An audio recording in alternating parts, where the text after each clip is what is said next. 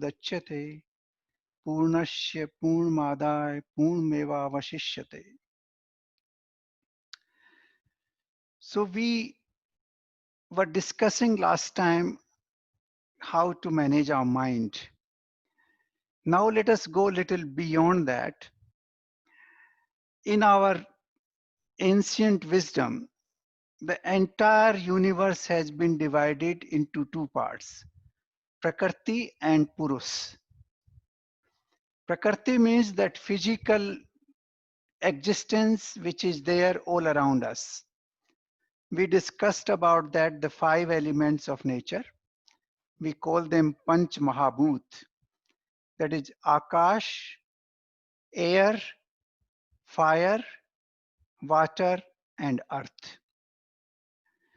Now, what is sensible and what is not sensible is very important question, because we understand this world based on our five sense organs. How do we understand the world? We see a building with our eyes. We listen to some music with our ears. We smell the food with our nose. We feel the touch of a wooden platform with our hands and fingers. So these five senses which we have, senses of perception, they enable us to understand the physical world around us. These are the instruments given to us by nature to understand this world. Now, we discussed this in one of our previous talks, that these five instruments which we have, they are directly linked to the five great elements of nature.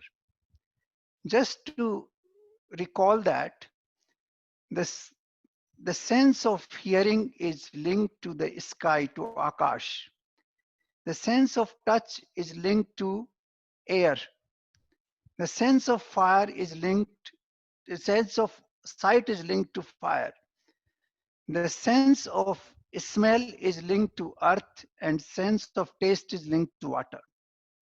This is a scientific, what you call engineering, done by the supreme power to link the entire universe with human senses.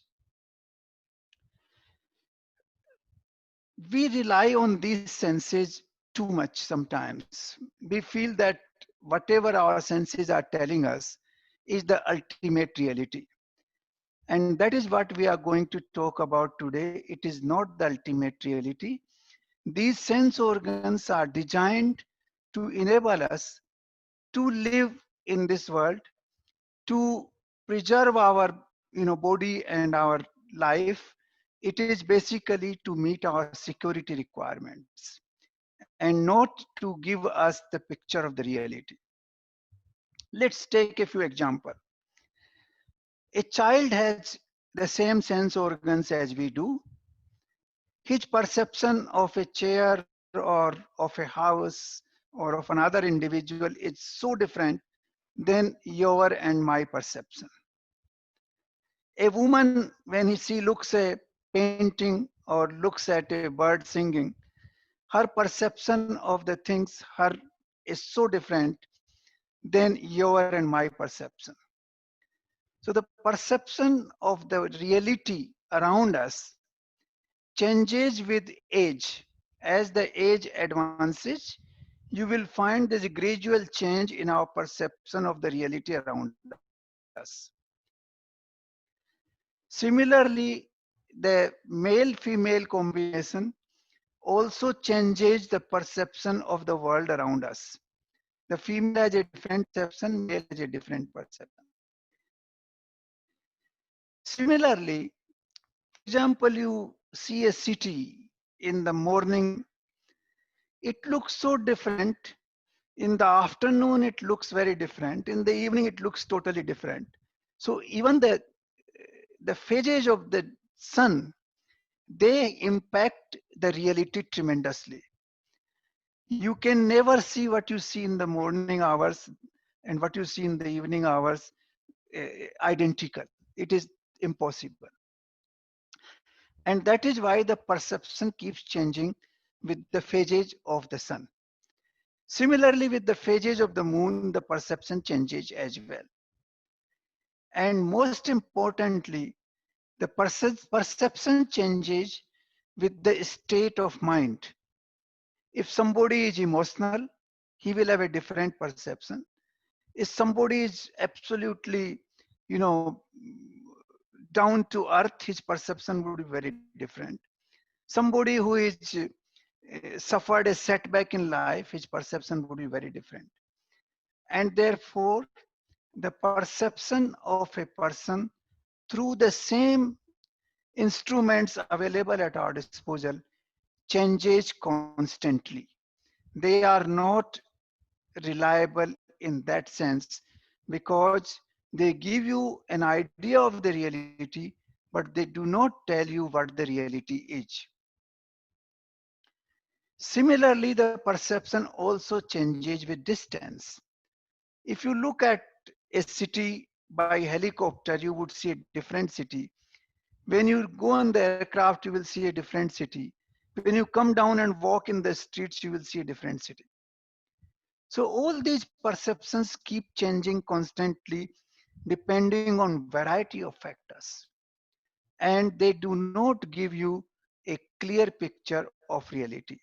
So we must understand that sense organs are designed to enable us to understand this world, but what we understand is only an approximation. It is not the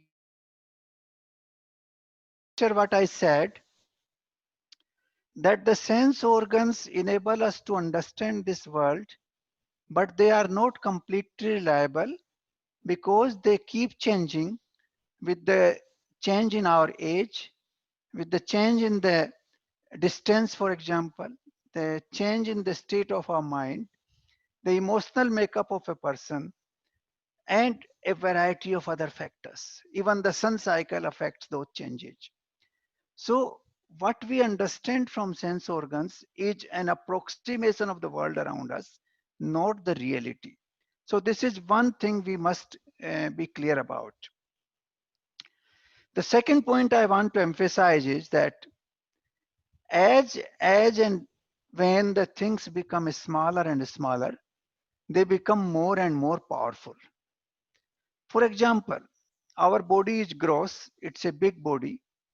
The body is not as powerful as the sense organs, which are comparatively smaller. When a person is not able to see properly or hear properly, his body becomes more like vegetable. So the sense organs, while being small, are more powerful than the body. And then we think about the mind which we can't even see. None of the senses can perceive the mind. It has become very, very, very small. And that is even more powerful than the sense organs because it controls our senses. The eyes will not be able to see unless the mind is with the eyes. The ears will not be able to hear unless the mind is in unison with your ears. So, as the things are becoming smaller and smaller, they are becoming more and more powerful. The intellect, which is even smaller than our mind, which is even finer. In Sanskrit, we have a word shuksham. So that becomes even more powerful than the mind. And then there are other things which become more powerful than the intellect as well. But we'll come to that little later. So what I was saying is that as the things become smaller, they become more powerful.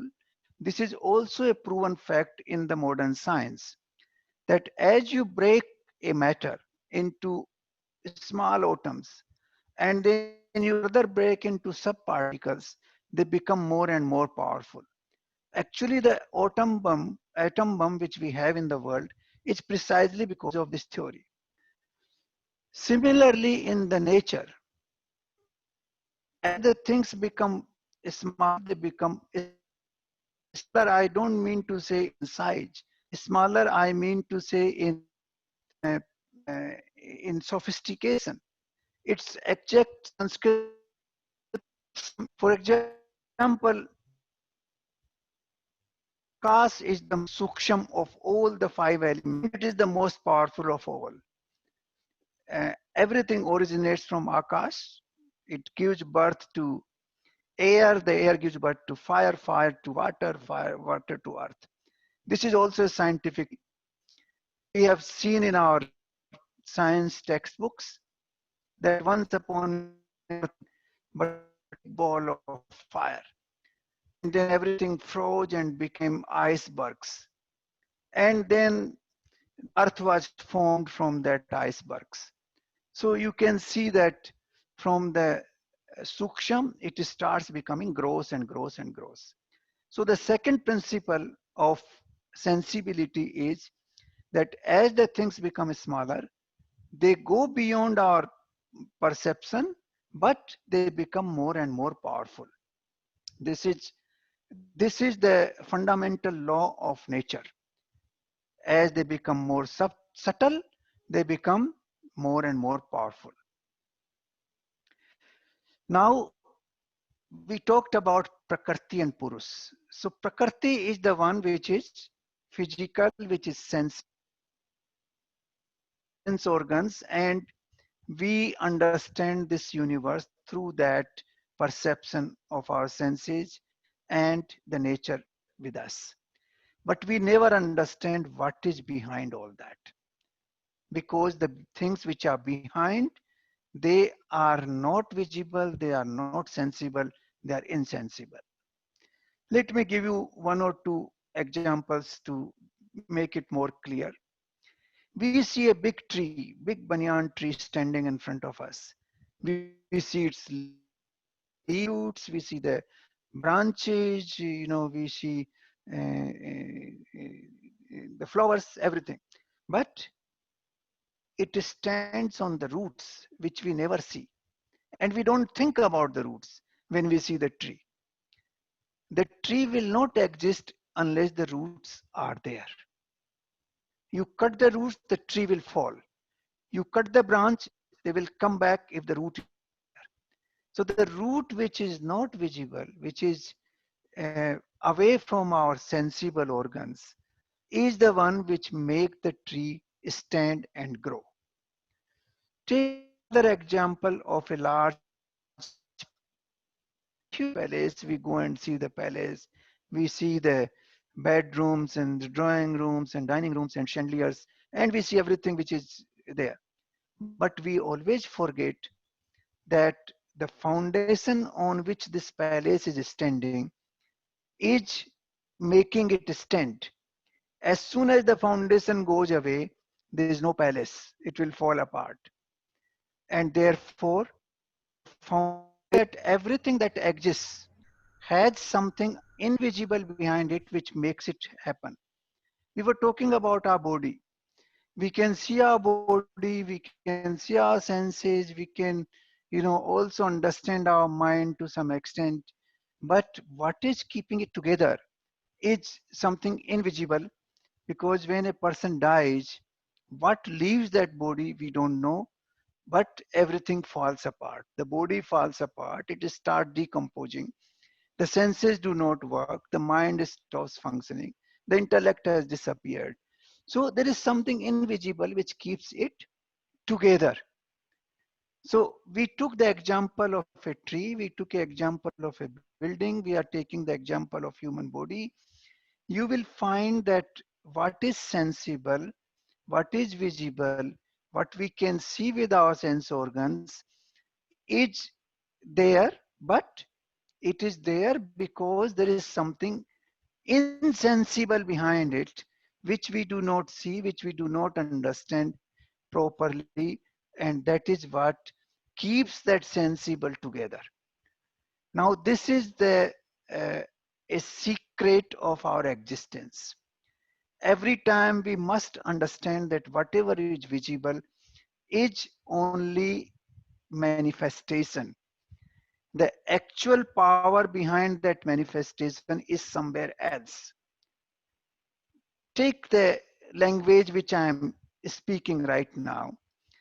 The language is the manifestation of my thinking inside.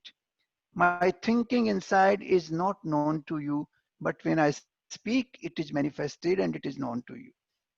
So everywhere there are two forces, the forces which are sensible, the forces which are insensible. The sensible forces keep us engaged all the time because we never think about the insensible. When we see a tree, we never see the roots of the tree. When we see a beautiful building, we never think about the foundation of that building. When we see a human being, we never see the life behind it and what keeps it together. Similarly, we see, for example, a flower garland. Now we see the beautiful flowers all woven into a particular garland, but we don't see the thread which keeps it together. The thread is not even visible. And if it is visible, it is not really a proper marvelous thing. The fact is, there are three things which we have come to understand today. The first is that sense organs enable us to understand this world, but their perception keeps changing depending on variety of factors. It is not stable. They do not give us the picture of reality.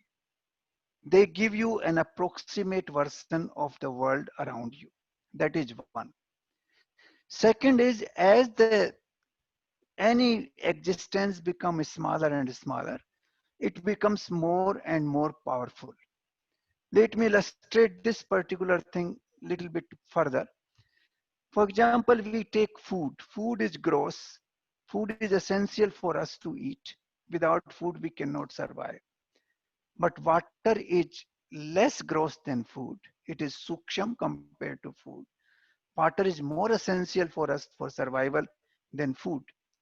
You can live without food for 2 weeks, but you cannot live without water even for 5 days. And then what about air? Air becomes even smaller than water. And how many minutes can we live without air? So air is even more suksham and therefore more powerful for our very survival. So as the things become smaller, they go beyond our sense organs, but they become more powerful. So the existence beyond our sense organs is far more powerful than we think it is. The sensible part is only the manifestation. The insensible part is far, far more powerful than we can imagine. That is the second point I wanted to make today. The third point, that everything which is manifested, which is visible, which is sensible, is in existence because there is something insensible behind it. Is something which exists which we cannot sense with our sense organs. And that is the thing which we need to understand the mysteries of our existence. The insensible which exists behind all the manifested world is the real power, is the real mystery which makes this universe survive. And that is what we need to understand in proper detail. That understanding we will take in the next lecture, but let me give you some idea about that understanding. We started with Prakriti and Purus, and this is what has been explained in our scriptures in great detail. Prakriti is the manifested version of whatever power that runs this universe. The the Upanishads say, the Gita also say that this is Apara Shakti of the Almighty. Apara Shakti means it is the lower energy of the Almighty. Para is beyond. Para means pare. Para Shakti is the one which is the life energy, which is beyond our thinking, beyond our sense organs. So these are the two forces. The Apara Shakti is the one which creates this physical universe. And Parashakti is the one which sustains everything in the universe. So these are the two forces. Now Prakriti comes from Aparashakti. That is what has been explained in Upanishad, in Bhagavad Gita. And the living force behind all that existence it comes from Parashakti, which is beyond that. Let me read out two verses from Bhagavad Gita to illustrate this point. This is from chapter 7. It is a very profound chapter of Bhagavad Gita. Of course, all the chapters are profound, but this is explaining the complete unity of man and nature. This is verse number 4, which reads like this. Bhumi paro anlo vayu khay mano buddhi rev che ahankar itiyam me binna prakrtir rasta. That is, my inferior power has created 8 forces. Those 8 forces are 5 great elements, that is Bhumi, Rapo, that is Jal, Vayu, uh, Agni and Akash. And then Man, Buddhi and Ahankar. These are the 8 physical manifestation of the inferior nature of the Almighty. This is explanation of scientific explanation of the entire visible, tangible, perceptible, sensible universe. And then the next verse says that beyond that there is a Parashakti, which is the living force which keeps this whole universe alive, which provides the life to this universe. So this is an explanation from Bhagavad Gita that what is visible, tangible, feasible, sensible is in existence is only inferior power. Moreover, it is sustained by insensible, a superior power, which is called Parashakti of the Almighty.